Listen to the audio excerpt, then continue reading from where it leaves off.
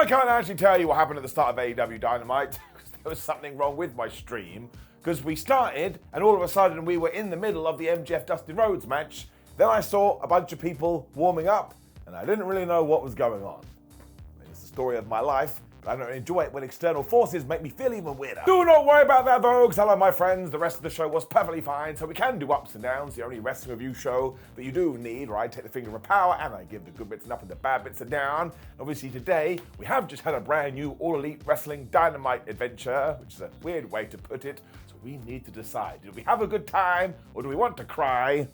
Let's up those doubts. But man, I tell you, did I love the proper opening to this Dynamite, because this Max Caster Open challenge is a barrel of joy. So far he is walking out and saying, haha, I'm the best wrestler alive, and therefore I can defeat everybody, and guess what happens? That's right, he loses really quickly. Wrestling. I would presume that eventually Anthony Bowens opens one of these, and that's when Max Caster does win by using super evil means. But that didn't happen on this evening, because we got Hangman Adam Page. Max Caster was so scared he ran for his life, and listen, you can never account for this kind of stuff. Hangman is now a super duper babyface again, as he probably should be because fans do love him. I mean, we do have to question ourselves, because he burnt down another man's house. But let's just roll with it. Caster actually tried to hide in the crowd, and the fans were going, he's here. But do not forget that snitches get stitches. And listen, fair play to Maxie Boy. He was able to bust out a Hurricane Rana. When the Cowboy destroyed him with clotheslines, he hit the buckshot. 1, 2, 3. I mean, if you'd gone to the bathroom, you would have missed it. Page then stormed off, and Caster once again was great, because he laid there in his dead state, just lifting up his stupid plaque that tells you he is the greatest wrestler alive. So it's just fun, and it's just easy to be entertained by it. I imagine there are some folk within the worlds of sports entertainment that do not want to do this, but I appreciate it massively. You can just put your tush in a chair and go, isn't it a delight? We then got this really cool video highlighting everything between Ricochet and Swerve Strickland. And even though Rick was like, I'm done with you, Swerve was like, well, I'm not done with you. Prince Nana was like, damn it, can you stop getting distracted? You should be going after the AEW World Championship. Now, Strickland actually made a great point. He was like, well, last time I ignored people trying to drag me down, do you know what happened? I lost my abode. Yeah, he does make a good point. You also mentioned the real reason for this is because it is an eye for an eye, so somebody better call Rey Mysterio. And of course, Ricochet still has their ceremonial robe, so eventually Swerve is going to have to get that back. Just a good feud. When the Undisputed Kingdom came to the ring, and Adam Cole had his own separate entrance here, and because wrestling has destroyed my brain, I was like, oh my gosh, they're probably going to fall out over that eventually. Please, don't do that ever. They've only just got back together. The trio's tires were on the line as well because they were taking on Claudio Castagnoli, Pac and Wheeler Yuta. And actually, as the commentators informed us, these things haven't been defended since November. So I was like, man, you may as well do the title change. Now, we didn't do that, but these 6 had such a good match, we have to jump back on this bandwagon. Let's have them defended all the time, and let's make them feel like an important piece of gold. Kingdom attacked the Death Riders straight away because they're not idiots. That didn't really work out way for Kyle O'Reilly, because man, that boy got his ass whipped. That was mostly because that damn Wheeler Yuta kept getting involved, doing these little distraction punches, because he is a massive dickhead. When eventually Kyle remembered he had a knee, he smacked Pac in the head so hard when Roderick Strong got the tag. And this dude and backbreakers, honestly, if you're looking for a relationship right now, you should use this as your template. Find yourself somebody that loves you as much as Roddy loves backbreakers. He must have passed some med packs to his team as well, because all of a sudden Adam Cole and Carl were going at it again when that damn dickhead penis testicle Wheeler Yuta pushed Kyle O'Reilly off the top rope. I should not have said those 3 words. This allowed Claudio Castagnoli to get involved, and he was just destroying Roderick Strong until I think Roddy realized, wait a minute, it's a tag team match. And he got the hot tag to Adam Cole. O'Reilly then got his revenge on Castagnoli because he hit a dive, as it is 2025, when from nowhere, Pac got taken out with a damn super kick in midair. That got a 1-2-ooh as Castagnoli broke these things up, and then all of a sudden we had a most devastating move in all a sports entertainment surprise roll-up battle, and that was getting 1-2-oohs as well. And essentially by this point, the tag klaxon had gone off, and everybody had forgotten the rules and they were fired. Claudio then got so mad he was throwing people into barricade with incredible force, when he just decided, screw wins, screw losses, I'm gonna get Charlie the Chair. Now thankfully the referees in AEW have realized, oh, you're not meant to use weapons, so he told Claudio off. That just meant when he did have to get rid of Charles, Wheeler was back being a penis once again. And my gosh, did he do that literally. He whacked Carl right in his groin. Pin 1, 2, 3. The heels then continued on their beatdown as Matt Menard, Angelo Parker, and Danny Garcia came to make the save. And this makes sense because we have now set up another 6-man tag for the trios titles, or so I hope. But at the same time, just as a small aside, we have got to do more with that TNT championship. That has fallen by the wayside too. Still though, it was super duper nice seeing these belts being defended again, and there is so much potential here, especially when you do go through the roster. When I laughed out loud. Sorry. John Moxley and Marina Shafir were walking through to their office or their locker room when Adam Copeland appeared with a chair and he smacked Mox right in the back. Now, there was no way that Moxley couldn't have seen the Cope. He was walking this way and Adam was there. I was screaming at my TV, what is wrong with your eyes? Jay White was here too. They kind of locked Marina in a room, and after they'd done their damage, they got some bolt cutters, they cut the briefcase away from Shafir, and they ran off with it. Sorry, there's the crime counter. That definitely counts as theft. Mox and Marina then chased them away, and that made me chuckle too because it was a bit like a cartoon. When we cut to MJF and he said, listen, Texas isn't a real state, and Dustin Rhodes isn't a real man. That made me laugh too. He also can't play Gears of War. Max also thinks Dustin better start playing when Hangman Adam Page walked in because he didn't want Maxwell Jacob Friedman anywhere near his promo time. And do not forget, this is the 4th week we have teased this. I think we're starting a feud. And look, I want to make it very clear, I didn't mind the Jeff Jarrett stuff. We watch so much wrestling, I'll always take something different. But at the same time, we can do a little bit of a hierarchy here, and MJF versus Hangman Adam Page is just way above that. In fact, it's probably way above most things in the company. Friedman also accused Hangman of having a crush on him because he keeps following him around, when he was like, is that whiskey cologne I smell? This didn't annoy the cowboy at all. He was like, it's been years, you fool, and that's all you came up with, you sack. MJF then continued with the barbs because he knows deep down Hangman is a bad person, although he keeps trying to appeal to the fans. That basically makes him a big loser. That's what really pisses Freeman off the most though, because the fans give it to him back. But that's fine, because Hangman Adam Page is nowhere near becoming a 2-time world champion, but MJF is, so now he's gonna show him, and he's gonna get to that finish line first, and it starts by beating Dustin Rhodes. He then called Page Seabiscuit. He walked off, so I was laughing again. And Renee Paquette tried to be a good journalist here, but Hangman was like, no, I don't want to talk to anyone. Now this really was a great back and forth because AEW played it off like it was super duper important, and now everything deep down in my tum-tum wants to see this match. And actually, if eventually it could be for the world title, then hot damn man, we are back on the wagon. I enjoyed it so much, I'm giving it an up. When we found out what the brand new name for Samoa Joe, Shibata, and Hook is, Samoa Joe told us in the promo, and they are called the Ops. Now, a few things here. Firstly, when I did read it for the first time when it was written down on paper, I read it as the Oops, and I thought maybe they were just big fans of Britney. Number 2, while I'm sure this is like a reference to the army or like being on the street, the first thing my brain did was go, maybe they mean operations. So now I think they're doctors. So I've said this 1,000 times, I don't care about names when it comes to wrestling because we all get used to it after a few weeks. Like maybe Ricky Starks becomes Ricardo Obvious in NXT, and don't forget, at the moment, Adam Copeland's walking around saying, no, my name is the Cope. So it'll be exactly the same with the Ops, but listen, when the Pure Fusion Collective arrived in WWE, we did give it a down. So we have to be fair. I don't think the Ops is a particularly good name, especially because now for next week, we're advertising the Ops versus the Patriarchy.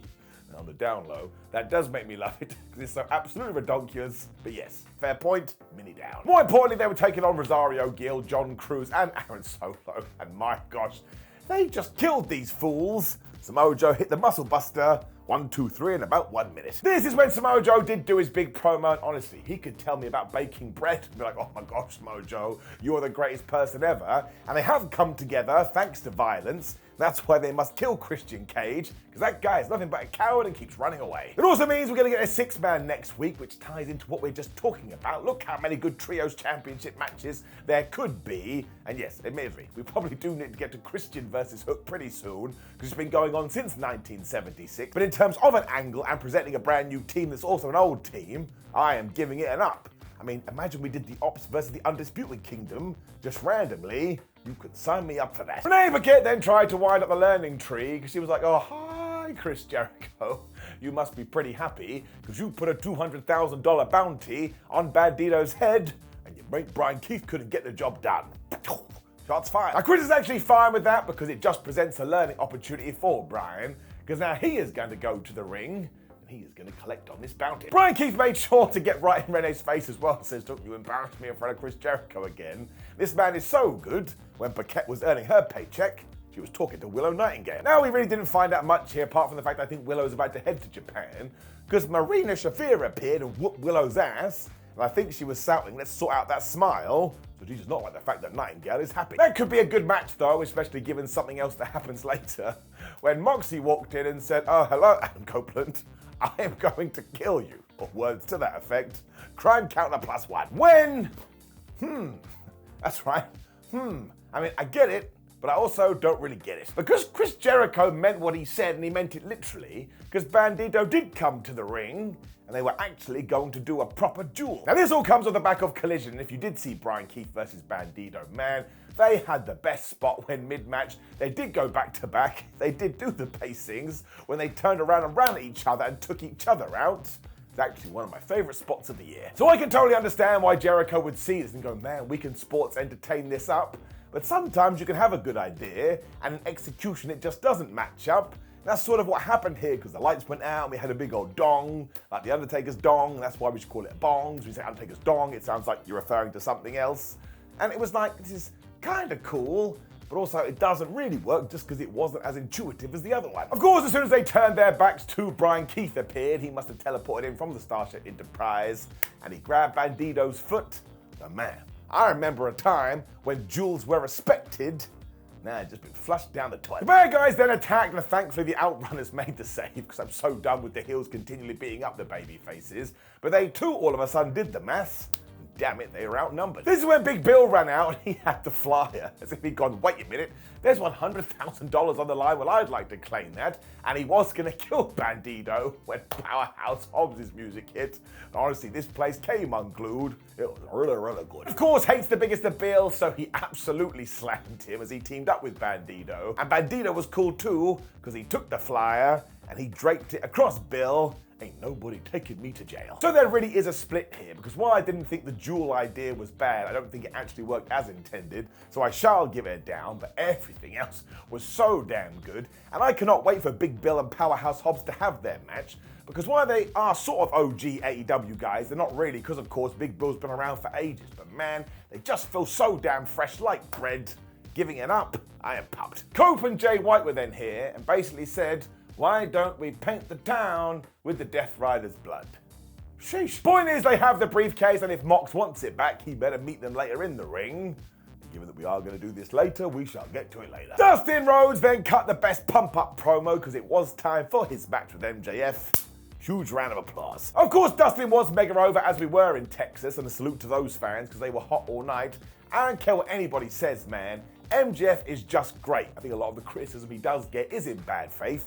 If you do think it all power to you, but I just think he's got the chops. Rhodes also smashed in quickly with a snap slam when MJF tried to run away. Dustin was like, nope, and he got a few more shots when Maxwell was like, man, if I go after your arm, you'll be injured. So he snapped it over the top rope. Now eventually MJF got carried away because he wanted to pose like Goldust, and let's face it, we've all wanted to do that.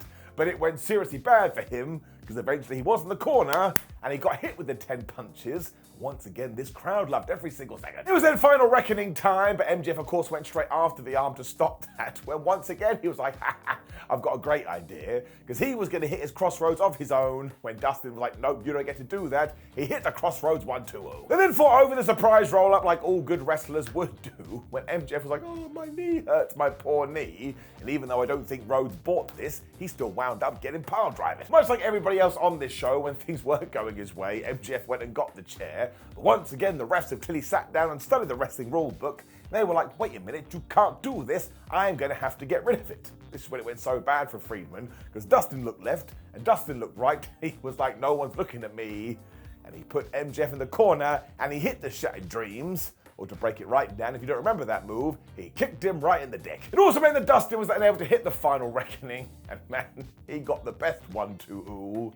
If you wanted to believe, welcome to Santa Claus. Of course, MJF then freaked out and went right back to his arm when he also hit the crossroads to kind of run salt into the wound, which also doubly works because from nowhere, he applied the salt of the earth armbar. Now, Rhodes desperately tried to get out of this, and honestly, the atmosphere in the room was so good, and he kind of got to the ropes, and Max was like, no, that's not happening. He sunk it in deeper, I suppose, which sounds a bit weird. Eventually, Dustin Rhodes did pass out. MJF wins. So this was just such a great match, especially because at one point, MJF pretended he was going to hit a running knee and essentially just pushed his thigh into Dustin Rhodes' face. These are the kind of spots I like. Of course, the post-match heel beatdown then started, and we may have to start a counter, but it was done for a reason here, because Hangman Adam Page came out, and even though it looked like MJF was going to run away, he turned around, he double-legged him, and these two kicked off an awesome brawl. The useless wrestling security out where they couldn't do anything, and they were fighting in the crowd. At one point, it looked like they were going to throw each other off the balcony. It was just so damn good, because you had this fire match between MJF and Dustin, so the fans were already here, but when Hangman and MJF went at it, you just raised that level even higher, because everybody has bought into this. It's a top feud, mega let's go time. So it really did feel like peak AEW to me, especially because they properly are OG AEW fellas. And MJF eventually got back on the microphone, was like, that guy ain't gonna attack me again. When who was back the cowboy? Fight continues. So this really was 5 stars or 5.75 stars in the Tokyo Dome, and I am absolutely giving it an up. This is the stuff that all elite wrestling needs. When Megan Bayne destroyed my world. Now, as always, I don't really think you should have 2 squash matches on one show, because you do get into the law of diminishing returns. But in terms of Megan, she looks damn good. Hit the F5, 1, 2, 3. Again, you barely had time to do anything. And we also saw footage from Collision when Penelope Ford and Thunder Rosa had fought. And after Thunder had won, who came out to help Penelope? It was indeed Megan Bayne. So something's going on there. This also continued because right after this, Chris Statlander walked out, and Chris looked at Megan, and Megan looked at Chris, and now they're probably having a feud. That's how it works in wrestling, when it also turned out that we were about to do Chris Statlander versus Penelope Ford. Now, this wasn't a squash at all, and Penelope, as always, is like, by the way, I'm really good, and more people should pay attention to me. And also, she spent a lot of this match licking Chris Statlander's face. So if you are going to break it right down, I mean, Chris Statlander used to be an alien. Well, on this evidence, I think Penelope Ford is meant to be a cat. She also got a neck breaker, which did look a bit funky, but I suppose if you were trying to break somebody's neck, you don't want it to look clean. You want it to be a bit dirty. When she went for the moonsault, Chris cut her off. She then tried for the German suplex, but Ford landed on her feet, and she was able to hit the stunner. When she tried for a springboard, but that went wrong, because bang, Chris grabbed her and gave her the German suplex. Back and forth, good wrestling tennis. Even then, though, Penelope Ford kept coming back into this, because she hit a poison rana. But when she went for her finish, Chris was like, nope. She smashed her with a lariat. She hit the satellite fever. Uno, dos, tres. Now this is where that tie does happen, because right after this, Megan Bayne came back out. She went to the back. She came out. She went to the back. And she came out again. And this time they were going to lock eyes once more. But Penelope Ford attacked Chris Statlander from behind. So there's the connection. And what did Megan do? She laid out Chris Statlander with the F5. Now the whole time on commentary as well, people were going, oh my gosh, Chris just wants to re-team with Willow Nightingale, so you can see what we're doing here. And actually, I quite like it. It does feel like we are taking the summary of its parts and turning it into something, and anything we can do with Chris Statlander and Willow Nightingale isn't bad at all. Also, Megan and Penelope, they feel like they have something, and we can call them MAP. Megan and Penelope. I mean, who wouldn't get excited about that? I like all of this. Talk about potential. Up. When I'm just gonna give an up to Harley Cameron, don't listen to me, go and watch it. Because she did a rap with the Mercedes Moné puppet, and then halfway through she cut this really serious promo saying she wants to become the champion because she works real hard at wrestling. And let's just face it, Harley Cameron is a superstar in the making, and if she did win the TBS championship this weekend, I wouldn't mind at all. If wrestling is all about timing a moment, well, this could be a timing a moment, and everyone going, oh, she's not very good at wrestling. Yes, she is. You're just being negative Nancy's. We should do it. So as always, don't stop believing. Wait a minute, that's the song and not what I meant to say. But yeah, again, I'm just gonna give it an up, because in terms of people that should be about to get the mega push, Harley Cameron is in the numero uno position. When I'm going to give out another mini down, and yes, this is totally on my shoulders, I'm being a nerd, but it was time for the Hurt Syndicate taking on the Guns. The Guns were always going to lose here. I just would have liked a few more weeks of build, mostly because Austin and Khan have only just come back. At the same time, does it make a difference to anybody's life? No. Sometimes I go mad with power down. Otherwise, though, this was totally great because the Guns rule. And in terms of the Syndicate of Hurt, well, they're another one. They could be the absolute best. Cohen tried to use his speed to take down Bobby Lashley. Bob was like, no, I'm going to power your ass. Good, terrible sentence. When Austin tried his luck, that didn't work very well either. He got thrown to the outside. Joe and Benjamin then basically did the same, because, you know, they are in the business of hurting people. Let's not say that out loud because we could get copyright claims. Now, thankfully, the Guns have learnt how things work, so they low-bridge Bobby out of the ring when they were like, wait a minute, what move does everybody like in 2025? It's a cutter. They took Shell and Benjamin out with one. Austin then felt like he had a chance to tag in Colton, and Lashley was like, no, because he grabbed this guy, and he threw him so hard into Barry Barricade, I honestly worried he was dead. Of course, it was just one last tease as Austin replenished his MP and his HP, and he got the warm slap. And Copeland ran totally wild, and I tell you, that boy has a good hot tag. Shelton was still able to reverse him into the ankle lock, but that's when Austin broke that up, when they hit the double blockbuster and they got the Fame-Asser. Listen, I wouldn't say I bought on the 1-2 ooh, but it did make me raise an eyebrow. Bob was still steaming, so as soon as he saw the Guns go for 310 to Yuma, he broke it up. When Shelton Benjamin hit that super kick of death, and it's so awful, it makes me laugh. As Lashley came rocketing in with the spear, they beat him, they are still your chaps. Honestly though, given that we haven't seen the Guns in ages, they are so damn good and we should do something with them. And yeah, I've said it once, I'll say it twice. My gosh, do we have something special with the Hurt Syndicate? Maybe they should hold those tag team titles till 2079. So of course it is going to get an up, and right after this, Brian Cage and Lance Archer did walk out to look at the Hurt Syndicate, because again, that's what you do if you do want to insinuate you want a brand new feud. I really don't hope we fall into a pattern of just Geese title shot, which is what we are doing. But again, because all the matches are so good, I kind of go shrug emoji, keep giving it to me. When Mariah May told Toni Storm she probably should be dead. Alrighty then. It's totally fine though, because she will just finish the game when we do get to Australia. And listen, she still likes Toni Storm, which is why she is going to call this a mercy killing. If I worked at AEW, I would have rang the police and said, listen, you need to get down here right now. Make sure you do watch the collision angle between those two as well, because it's so damn good. When we did indeed get to our main event segment. Because Cope and Switch came to the ring, and yep, that's what Adam Copeland is now calling Jay White.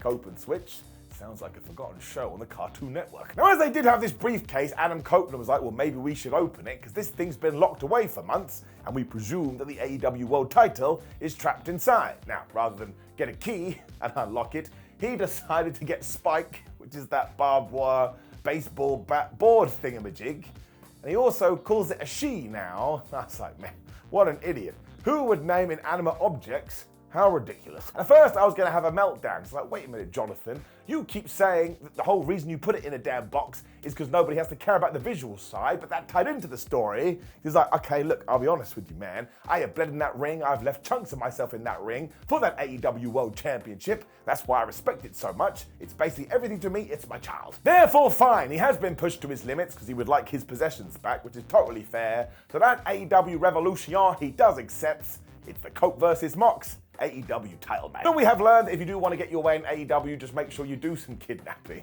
When Cope was like, well, I'm going to destroy it anyway, and he started hitting the thing, I was like, bro, he hasn't actually signed a deal. He could completely renege on this agreement. Of course, this is when the Death Riders came to the ring and a huge fight came out, with Marina Shafir saving Brianna the briefcase. Let's face it, if it is going to be used in such an emotional context, we better give it a name. Moxie then attacked Cope when Pat got involved, where he got hit with a spear. When Claudio Castagnoli ran to the ring, he got taken out with the switchblade. Of course, I mean the Blade Runner, I don't know what I'm talking about, which is when Mox got the spike, but he shouldn't have done that, because he was going to kill Jay White, so Adam Copeland was like, haha, no, and he hit John Moxley with the spear. So there's no joke, you don't have to mope, because we do have some hope when Jay White got on the microphone and said at Grandslam, we're going to leave your bodies in the ground. So well done, Jay, you just made the crime counter. It also meant it was a nice crazy segment to end Dynamite. My only pondering point is I hope Jay White essentially addresses why he's so happy with Cope getting a title shot when he's not getting nothing. He was fighting the Death Raiders long before Adam Copeland came back. Again, I think we have to wait and see here. I don't think that is going to be a stone that shall be left unturned. It really was a frenetic finish though, so I am going to give it an up, but I'll also tell you this. I wouldn't mind a bit of a switcheroo here eventually, when it's Hangman Adam Page and MJF who are fighting after the AEW World title, and everyone else kind of falls down a peg or two. I don't mean that in a bad way. I just think it would make AEW feel even more exciting What do I know? I couldn't even keep my hair. Which brought us to the end of AEW Dynamite, and I really do think over the last few weeks, man, they have turned it up a gear. It just kind of feels like the old show, which is a really boring thing to say, but it does, and everything is making sense, and it feels very exciting about what they are going to do in the future. I think this Collision show is going to be very good too. Now, of course, please do leave me a comment below and let me know what you thought about last night's AEW Dynamite. Click the video on the screen, which is ups and downs on Monday Night Raw. Interact with the video, like, share, subscribe. Otherwise, take care, my friends. See you soon.